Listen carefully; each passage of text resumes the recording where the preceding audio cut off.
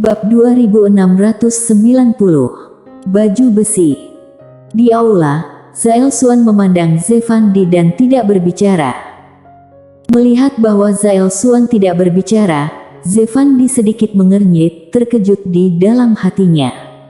Tiba-tiba, dia menemukan ada yang tidak beres dengan suasananya, dan dia diam-diam langsung bersikap waspada.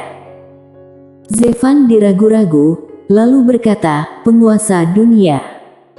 Zael Xuan tiba-tiba berkata, "Kamu baru saja mengatakan bahwa kamu tidak ada hubungannya dengan Tuan Muda Ye itu." Mendengar ini, Zefandi mengangguk dengan cepat. "Tepat, aku, klan Dewa Aragami, tidak ada hubungannya dengan dia. Klan Dewa Aragami bersedia membantu dunia dewa misterius." Berbicara sampai di sini, dia sepertinya teringat sesuatu, dan wajahnya tiba-tiba berubah drastis. "Tuan Muda Ye." Penguasa dunia dewa misterius memanggil Mile Ye dengan panggilan Tuan Muda Ye.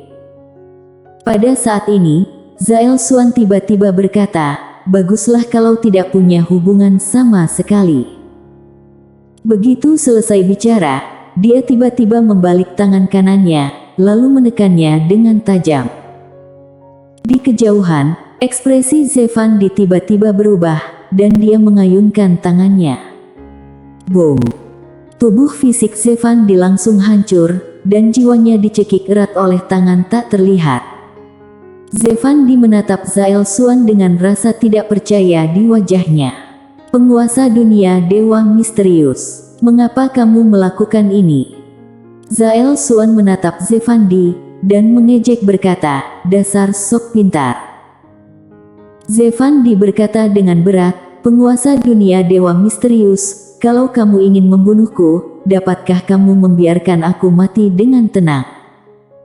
Zael Xuan berkata tanpa ekspresi, "Apakah kamu tahu siapa Tuan Muda Ye?" "Tuan Muda Ye." Mendengar kata ini, Zefandi tertegun. Zael Xuan menatap Zefandi, dengan marah berkata, "Orang yang tidak bisa kuganggu." Begitu selesai bicara, dengan lambaian lengan bajunya. Boom! Jiwa Zefandi langsung musnah. Zael Xuan melirik dengan dingin ke tempat Zefandi menghilang. "Dasar bodoh." Paviliun Xianbao. Mile Ye membuka kotak itu. Di dalam kotak itu ada sebuah baju besi kecil. Baju besi ini berwarna emas gelap, seukuran telapak tangan, dengan aliran cahaya samar di atasnya, halus dan misterius. Melihat baju besi seukuran telapak tangan ini, Mile Ye sedikit mengernyit. Ah! Pada saat ini, baju besi hitam tiba-tiba berubah menjadi cahaya hitam dan mengalir ke alisnya. Boom! Dalam sekejap, mata Mile Ye melebar, dan dua cahaya darah keluar dari matanya. Ses! Kedua cahaya darah ini langsung menembus galaksi dan menghilang di kedalaman langit berbintang yang tak berujung. Pada saat yang sama, seluruh tubuh Mile Ye bergetar hebat, dan garis darah iblis gila di tubuhnya juga langsung diaktifkan pada saat ini. Bukan hanya itu, tetapi pedang pemakaman di tangannya bergetar hebat saat ini, seolah-olah itu akan diaktifkan sepenuhnya. Mile Ye terkejut. Apa-apaan ini? Mile Ye dengan cepat mulai menekan kekuatan garis darah di tubuhnya, tetapi segera, dia menemukan bahwa sisik tipis muncul di sekujur tubuhnya, di mana darah hitam pekat perlahan mengalir, dan garis darah iblis gilanya tidak dapat menekan garis darah hitam pekat ini. Garis darah Yana. Saat ini, Mile Ye akhirnya memastikannya. Baju besi ini pasti terbuat dari sisik dari tubuh Yana, dan ada juga darah Yana di dalam baju besi ini. Memikirkan hal ini, Mile Ye tiba-tiba bersemangat. Seberapa menakutkan baju besi Yana. Meskipun potongan baju besi ini adalah sisa sisik Yana, itu tetap sangat menakutkan. Mile Ye melihat garis darah yang terkandung dalam baju besi di tubuhnya, dan terkejut. Pantas saja garis darahnya tidak bisa menekan kekuatan garis darah ini. Ternyata garis darah Yana. Garis darah Yana memang agak ganas. Ini pertama kalinya dia melihat garis darah iblis gila yang tidak bisa menekan garis darah lain. Namun, itu mungkin karena dirinya juga. Bagaimanapun, garis darah iblis gilanya tidak banyak meningkat. Kalau itu milik ayahnya, pasti berbeda. Mileye menarik pikirannya, dan kemudian mulai perlahan-lahan menekan garis darah iblis gilanya. Di bawah tekanannya, garis darah iblis gila secara bertahap menjadi tenang, dan garis darah Yana secara bertahap bergabung menjadi baju besi. Di dalam, pedang pemakaman juga kembali normal. Mileye menyentuh baju besi di tubuhnya, dan perasaan pertama adalah tebal. Mileye berpikir sejenak, lalu mengeluarkan pena kebenaran agung, lalu dia mengayunkannya langsung ke dirinya sendiri. Boom! Pena itu menebas. Boom! Seberkas cahaya keluar dari dada Mileye, tapi dia baik-baik saja. Tidak ada apa-apa. Melihat adegan ini, Mileye tercengang beberapa saat, lalu tertawa terbahak-bahak.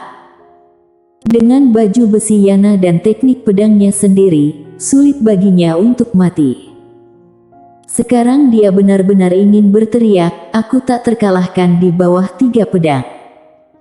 Tetap saja, dia mencoba tenang. Jangan asal berteriak. Dulu, dia sering membuat malu diri sendiri. Dia tidak pernah bisa mempertahankan kehebatannya selama lebih dari 3 hari. Meskipun dia tidak terkalahkan sekarang, dia masih harus tetap rendah hati. Mileye menarik napas dalam-dalam, lalu dengan pikiran, baju besi di tubuhnya diam-diam menyatu dengan tubuh fisiknya. Mileye menyeringai. Kali ini, ayah agak seperti ayah kandung. Pria berbaju biru. Mileye menyimpan pena kebenaran agung, lalu melirik ke lapangan, tersenyum tipis, lalu berbalik dan pergi. Banyak sekali yang dia dapatkan kali ini. Setelah tiba di luar paviliun Xianbao, Mileye melihat Juardi Su, dan Juardi Su buru-buru memberi hormat, "Tuan Muda Ye."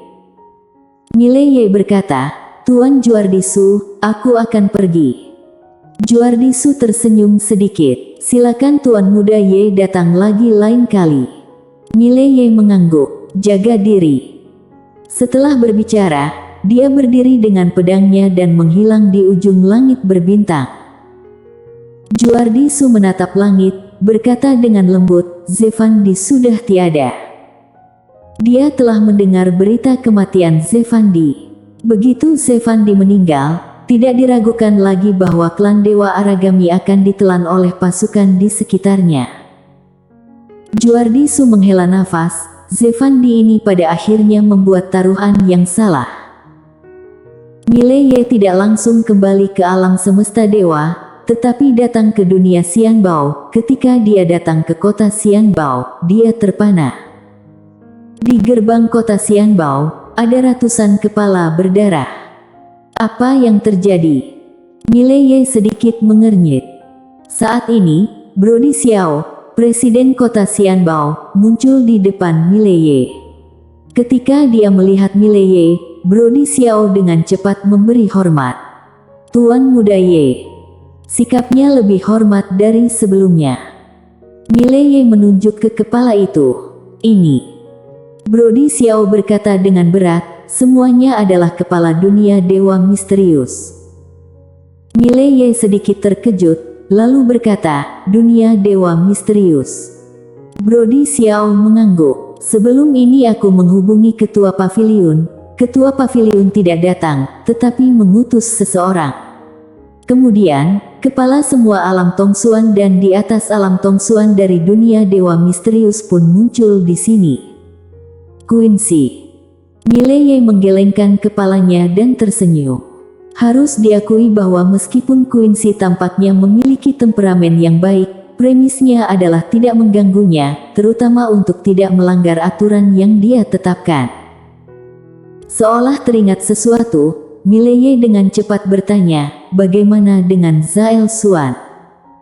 Brody Xiao membungkuk dalam-dalam.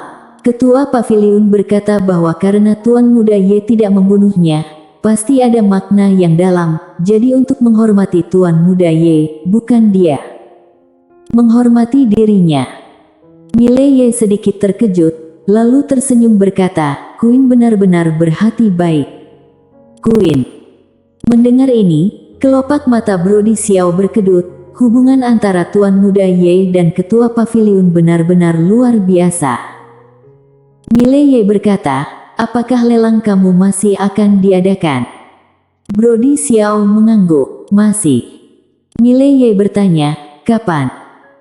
Brody Xiao ragu-ragu sejenak, lalu berkata, kapan menurut Tuan Muda Ye paling tepat? Mile Ye terkejut, lalu tertawa berkata, kalian bisa mengaturnya sendiri. Brody Xiao tersenyum sedikit, waktu yang cocok untuk Tuan Muda Ye. Mile Ye menggelengkan kepalanya dan tersenyum. Aku juga tidak punya uang sebanyak itu. Brody Xiao melihat sekeliling, lalu berkata, Tuan Muda Ye, apakah kamu menginginkan relik Dewa Tao itu? Mile Ye mengangguk. Brody Xiao berkata dengan berat, Tuan Muda Ye, kami melakukan penelitian sebelumnya dan menemukan bahwa tidak ada kekuatan yang dapat membeli relik Dewa Tao ini. Oleh karena itu, Ketua Paviliun memikirkan cara, yaitu membiarkan semua orang membeli dengan berbarengan. Mile Ye sedikit mengernyit, pembelian bersama. Brody Xiao mengangguk, iya, beberapa faksi membeli bersama, dan kemudian membagikan relik ini bersama. Mile Ye berkata dengan berat, apakah pihak lain bersedia? Brody Xiao mengangguk, iya, karena tidak ada satu kekuatan pun yang bisa memakan relik ini sendirian.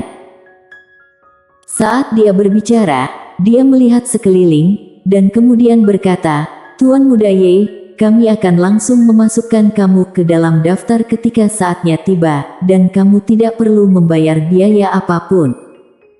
Mile Ye berkedip, apa pantas seperti ini? Brody Xiao tersenyum sedikit, kita berada di pihak yang sama, apanya yang tidak pantas? Mile Ye dengan cepat berkata, Anda sungguh baik. Aku, Mile Ye, tidak akan pernah melupakan bantuan ini. Mendengar ini, Brody Xiao sangat gembira. Tuan Muda Ye terlalu sungkan.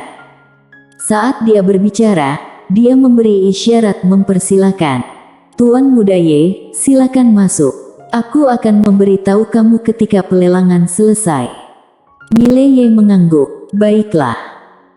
Dipimpin oleh Brody Xiao, Mile Ye datang ke paviliun Xianbao, dan Brody Xiao mengatur kamar standar tertinggi untuknya di gedung Xianbao. Di langit berbintang, Mile Ye duduk bersila di tanah.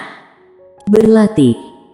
Dia mendapatkan banyak dari pertempuran sebelumnya dengan Zhao Xuan dan lainnya. Terutama dalam pertempuran dengan Zhao Xuan, dia menyadari banyak hal. Yang terpenting, dia mencapai alam dewa kuno dengan pena kebenaran agung saat itu. Sekarang tujuannya adalah menerobos alam dewa kuno. Karena menurutnya waktunya tepat. Di langit berbintang, Mile Ye duduk bersila di tanah. Dengan bantuan pena kebenaran agung, dia mencapai alam dewa kuno lagi. Dia mencoba memahaminya dengan hati-hati.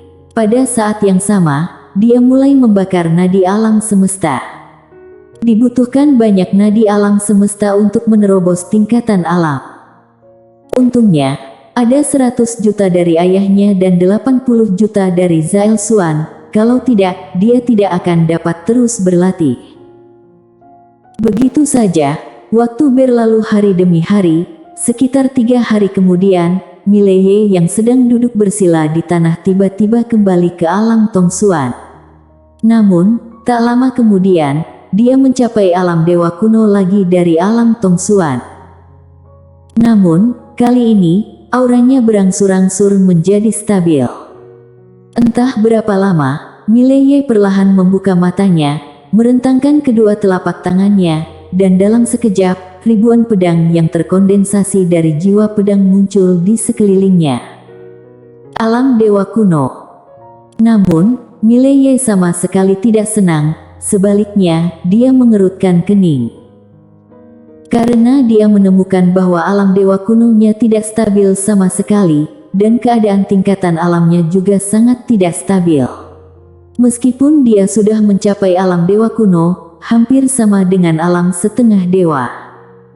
Mileye terdiam. Dia tahu bahwa dia masih sedikit tidak sabar. Bahkan kalau ada pena kebenaran agung, tingkatan alam juga tidak bisa diterobos begitu saja. Terlalu terburu-buru. Mileye menarik napas dalam-dalam. Sekarang dia harus perlahan-lahan menstabilkan tingkatan alamnya, dan mungkin butuh waktu lama. Pada saat ini, Brody Xiao itu tiba-tiba muncul tidak jauh di depan Mileye. Brody Xiao memberi hormat sedikit sambil memanggil, "Tuan Muda Ye." Mileye tertawa berkata, "Apakah ada sesuatu?" Brody Xiao mengangguk, "Tuan Muda Ye, pelelangan sudah selesai. Menurut kesepakatan, kalian akan pergi ke relik Dewa Tao bersama." Relik Dewa Tao. Bersambung.